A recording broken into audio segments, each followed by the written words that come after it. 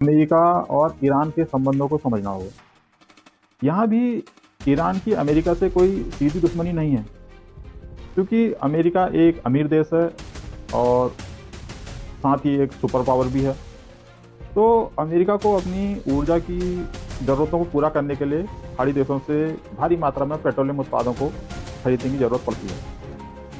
और इसीलिए America middle east के देशों सऊदी अरब, यूएई, कतर, बहरीन आदि देशों से पेट्रोलियम उत्पाद खरीदता रहता है। और इसके बदले में ये देश अपने पेट्रोलियम उत्पादों की बिक्री सिर्फ डॉलर करेंसी में करके अमेरिका की जो करेंसी है डॉलर, उसकी वैल्यू को बढ़ाते हैं और जिससे अमेरिकी डॉलर मजबूत होता है।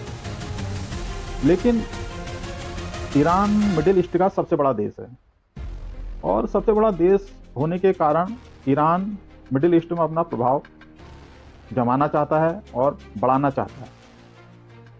और मिडिल ईस्ट में अपना प्रभाव बढ़ाने और जमाने के लिए ईरान बाकी छोटे देशों को समय समय पर धमकाता रहता है या फिर इन देशों में अपने जो प्रॉक्सी आतंकवादी संगठन है उनकी मदद करके इन देशों में अस्थिरता पैदा करने की लगातार कोशिश करता रहता है।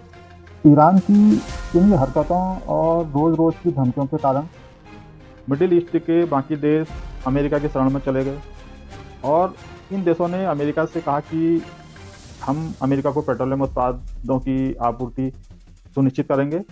बदले में अमेरिका हमारे यहाँ अमेरिकी आर्मी के बेस कैंप बनाए और मिडिल ईस्ट के सभी देशों को ईरान, रूस, चीन के खतरों से सुरक्षा प्रदान करे